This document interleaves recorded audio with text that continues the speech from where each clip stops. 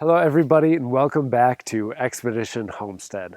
It's nearly winter, so it's kind of a weird time to be talking about composting, but I really feel like this needs to be said for beginner gardeners out there. Composting is an essential part of your garden and you need to have some sort of compost method at your home. But unfortunately, I think that many times composting is overcomplicated, when in reality, it is a simple process. As long as you stick to one main rule, you guys can compost like everybody else can and can provide your gardens with some incredible nutrients to grow next year. You want to mix green and brown materials. These materials are dense in nitrogen and carbon. So as long as we're mixing these two materials, then your compost is going to succeed. So a few examples of green materials would be your cut up vegetables and fruits from your kitchen, or fresh green cuttings from your lawn, things of that nature. They're green matter.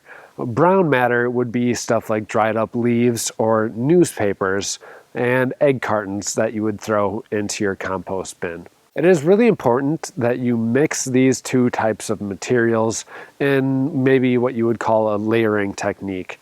So you're not going to have only green materials for several inches or several months and then throw in a bunch of brown matter over that. You want to mix the two.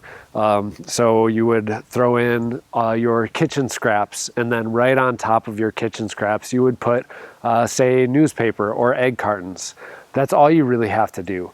You don't have to get outside and turn over your compost bin. You don't need to pay attention to it at any capacity. All you have to do is put your kitchen scraps and then brown materials out there, and it is going to provide you guys with some compost. Now, compost is really, really important in your garden. We've talked about that already, but I just want to emphasize how simple it is.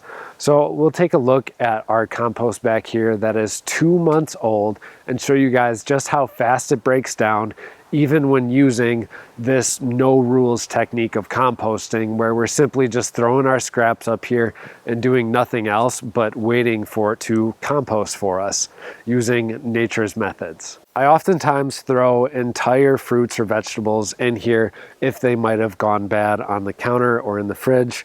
So I am very happy with the results that we've gotten so far. After 2 months, I dug down to the bottom of that compost bin and we can see some larger bunches of vegetables. This looks like a beet actually, but for the most part in this handful right here, we see some pretty well broken down material that is nearly ready for the garden. I would say by next spring, when it's time to apply our very first layer of compost in the garden beds, this is going to be ready for us here. So do yourselves a favor and start a compost bin at your home. No matter what the size, big or small, it doesn't really matter.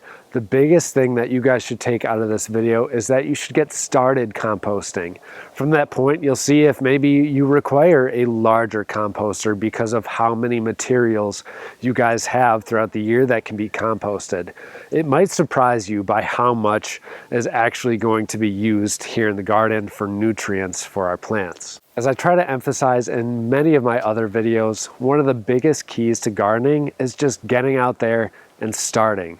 Start experimenting, start growing, start composting, start building your soil today. Don't let all the rules that you might see others posting online or in articles set you back from starting. You guys need to start today. Trust me, you won't regret it. Thank you all so much for watching today's video. Happy gardening, and we'll see you in the next one.